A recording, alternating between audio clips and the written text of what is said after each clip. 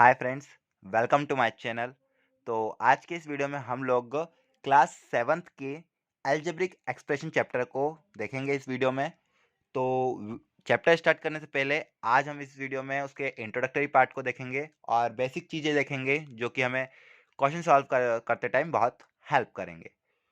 अगर हम लोग को एल्जेब्रिक एक्सप्रेशन को समझने की कोशिश करें तो इस एल्जेब्रिक एक्सप्रेशन का जो डेफिनेशन होता है वो होता है a combination of constant and variables connected by symbols of basic operations is called algebraic expression. तो मैंने क्या बोला कि a combination of constant and variables connected by symbols. ठीक है, तो अब यहाँ पे बात चलती है कि यहाँ पे कांस्टेंट टर्म क्या होती है और वेरिएबल्स क्या होता है, जिसे मिलके हमारा एल्जेब्रिक एक्सप्रेशन बनता है। तो यहाँ पे कांस्टेंट और वेरिएबल्स क्या है, तो कांस्टेंट थिंग अगर हम लोग एक एल्जेब्रिक एक्सप्रेशन लेते हैं, समझो यहाँ पे ले लिया हमने 4x plus y, 4x plus 2 equals to 7, ये ले लेते हैं हम लोग। अब यहाँ पर इस टर्म को पहले तो हम लोग x प्लस 2, ये जो टर्म है इसको बोलेंगे हम लोग एक्सप्रेशन। ठीक, और डेफिनेशन में जैसा कहा गया है a combination of constant and variables. Constant को अगर देखें तो कांस्टेंट की डेफिनेशन होती है a quantity that has a fixed value is called constant. तो यहाँ पर जो 7 है ये एक फिक्स्ड वैल्यू है और 2 भी जो है वहाँ पे फिक्स्ड वैल्यू मतलब न्यूमेरिकल्स देख लेते हैं, 4 7 ये फिक्स्ड वैल्यू है। हम लोग यहाँ पे 4 को 8 नहीं बोल सकते हैं, 7 को 9 नहीं बोल सकते हैं, इसलिए इसको हम लोग कांस्टेंट बोलेंगे। अगर हम लोग वेरिएबल्स की बात करें तो वेरिएबल्स यहाँ पे होते हैं, वेरिएबल्स का डेफिनेशन होता है a quantity that can have any numerical value is called variables. मतलब यहाँ पे जो एक्स वाई जो हुआ, एक्स वाई तो ये सब यहाँ पे वेरिएबल्स हो जाएंगे, जिसका मतलब जिसकी हम कोई वैल्यू रख सकते हैं। जैसे हम यहाँ पे x की वैल्यू रख सकते हैं 4 5, यहाँ पे हम x की वैल्यू कुछ भी रख सकते हैं, इसलिए हम इसको यहाँ पे वेरिएबल्स बोलेंगे। तो ये समझ में आ गया कि एल्जेब्रिक एक्सप्रेशन की डेफिनेशंस में जो कांस्टेंट और वेरिएबल्स है उसे हम क्या कहते हैं। और मतलब इसमें भी क्वेश्चन में एक एग्जांपल में भी समझ में आ गया कि इसमें कांस्टेंट क्या है और वेरिएबल्स क्या है। जैसे एक एग्जांपल और ले लेते हैं हम लोग, 4x² प्लस 2x प्लस 3। अगर इस पूरे इक्वेशन में हम लोग वेरिएबल्स देखें तो यहाँ पे वेरिएबल्स में यहाँ पे x यहाँ पर वेरिएबल हो गया, ठीक है, x² यहाँ पे वेरिएबल हो गया। ठीक, अगर कांस्टेंट टर्म की बात करें तो यहाँ पे जो 3 है ये हमारा कांस्टेंट टर्म हो गया। ठीक, तो इस चीज से ये समझ में आ गया कि वेरिएबल्स और कांस्टेंट क्या होते हैं। सेकंड चीज की बात करते हैं। अब हम लोग को देखना है यहाँ पर इससे इसी चीज में लाइक और अनलाइक टर्म्स। एक होती है लाइक टर्म्स और एक होती है अनलाइक टर्म्स। ठीक है, तो अनलाइक टर्म्स में जो चीजें हैं वो देखो, पहले लाइक टर्म्स को देख लेते हैं। लाइक टर्म्स जैसे कि हमने ले लिया एक 4x² और एक टर्म ले लिया हमने 2x। ठीक है, तो ये जो है अनलाइक टर्म्स हो गई। अगर हम लोग यहाँ पे 2x² ले लेते हैं जो वेरिएबल है, उसका अगर जो पावर है वो सेम है या फिर उसकी, जैसे यहाँ पे समझो कि एक एग्जांपल से, अभी इस एग्जांपल से देख लेते हैं। तो यहाँ पे जो पावर है वेरिएबल का, वेरिएबल की जो पावर है वो दोनों में सेम है, तो ये हो गए लाइक टर्म्स। ठीक है, अगर यहाँ पे समझो 4xy होता है ना और यहाँ पे बस 2x होता तो ये हो जाता अनलाइक टर्म। बट अगर यहाँ पे xy है, इसके पास भी वही वेरिएबल्स है जो इसके पास है, तो इस ये हो जाएंगे लाइक टर्म्स। ठीक है, और अनलाइक टर्म्स में वही चीज कि यहाँ पे अगर x² है और यहाँ पे x² नहीं है तो ये हो जाएगा अनलाइक टर्म्स। इसी के साथ तो अभी तक हम लोगों ने क्या क्या देख लिया, हमने यहाँ पे कांस्टेंट टर्म्स देख ली, हमने वेरिएबल्स देख लिए, हमने लाइक टर्म्स देख ली, हमने अनलाइक टर्म्स देख ली। अब हमको यहाँ पर देखना है अब मोनोमियल्स, बाइनोमियल्स और ट्राइनोमियल्स। ठीक है, तो फर्स्ट बात करते हैं हम लोग अगर मोनोमेल्स की, तो मोनोमेल का डेफिनेशन होता है an algebraic expression containing single term is called monomial. ठीक है, सिंगल टर्म, वो भी किसकी, एल्जेब्रिक एक्सप्रेशन की। तो समझो अगर एग्जांपल से बात करें तो यहाँ पे 4 जो हो गया वो मोनोमेल हो गया। ठीक है, 4x ये भी मोनोमेल्स हो गया, 3xy ये भी मोनोमेल हो गया। ठीक है, तो मोनोमेल समझ में आ गया।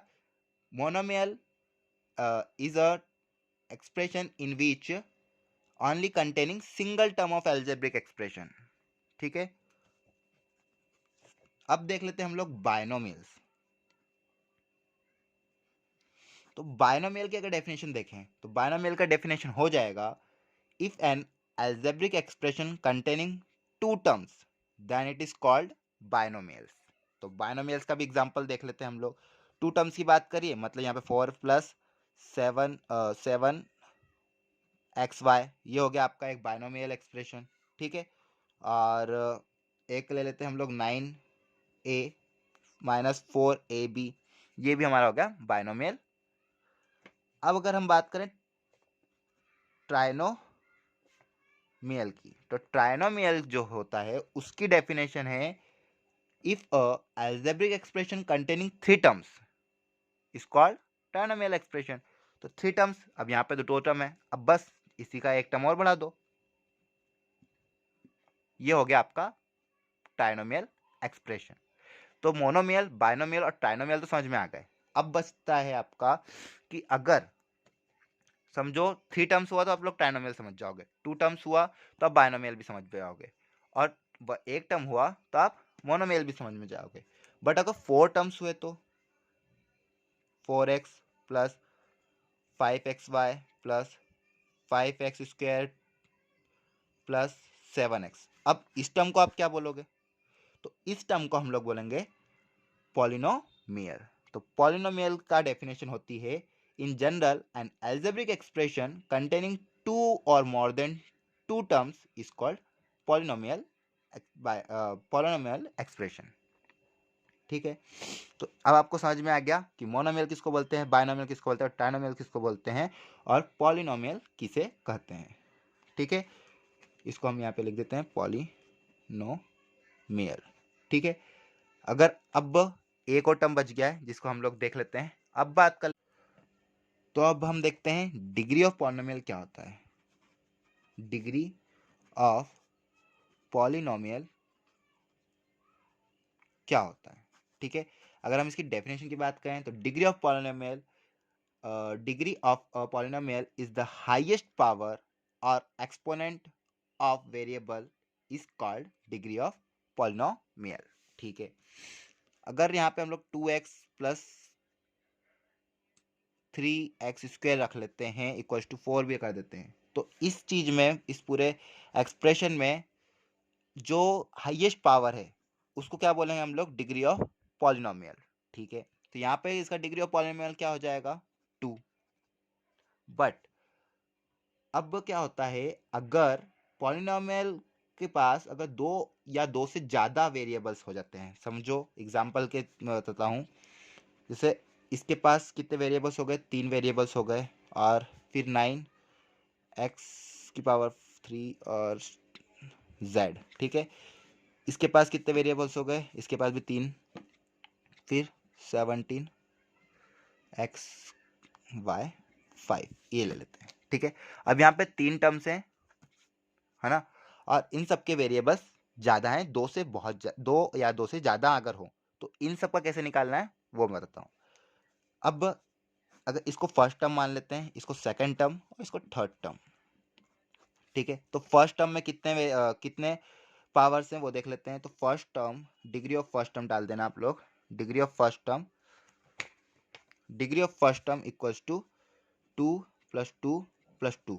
तो डिग्री ऑफ फर्स्ट टर्म कितने निकलेंगे, 6। ठीक है, अब सेकंड टर्म का भी निकाल लेते हैं। डिग्री ऑफ सेकंड टर्म 3 + 3 + 1, इसके ऊपर कुछ नहीं मतलब 1 है। ठीक है, तो ये कितना हो गया, 7। ठीक है, अब थर्ड टर्म में देख लें तो इस पे किसका है 5 + 1, यहाँ पे कितना हो गया 7, तो डिग्री कितनी हो गई। और यहाँ पे सबसे हाईएस्ट देखना है, हम लोग क्या करते थे ना, इसमें भी तो हाईएस्ट टर्म हाईएस्ट पावर देखते थे ना वेरिएबल का, तो यहाँ पे जो वेरिएबल्स की सबसे हाईएस्ट पावर है वो क्या है 7, मतलब कि सेकंड टर्म जो है पॉलिनोमियल अगर लिखेंगे degree of the polynomial is 7। ठीक है, तो अगर एक ही वेरिएबल होगा किसी में भी तो हम उसका तो डायरेक्ट देख लेंगे कि उसका पावर है, बट अगर किसी इक्वेशन में दो से ज़्यादा वेरिएबल्स हैं तो उसका डिग्री ऑफ पॉलिनोमियल निकालने के लिए हम लोग को उसका फर्स्ट टर्म का कितना हो रहा है और सेकंड टर्म की कितनी डिग्री हो रही है और थर्ड टर्म की कितनी हो रही है, और उन तीनों को देखना है कि उनमें से सबसे हाईएस्ट किसका है, और वो होएगा हमारा डिग्री ऑफ पॉलिनोमियल। तो इसी के साथ आज का ये वीडियो यहाँ पे कंप्लीट होता है, और इसी में सब बेसिक कंप्लीट हो गया है। और अगले वीडियो से हम लोग 4.2 स्टार्ट करेंगे। 4.1 भी बहुत बेसिक है, उसको भी समझाते हुए 4.2 अगले वीडियो से स्टार्ट करेंगे। Thank you.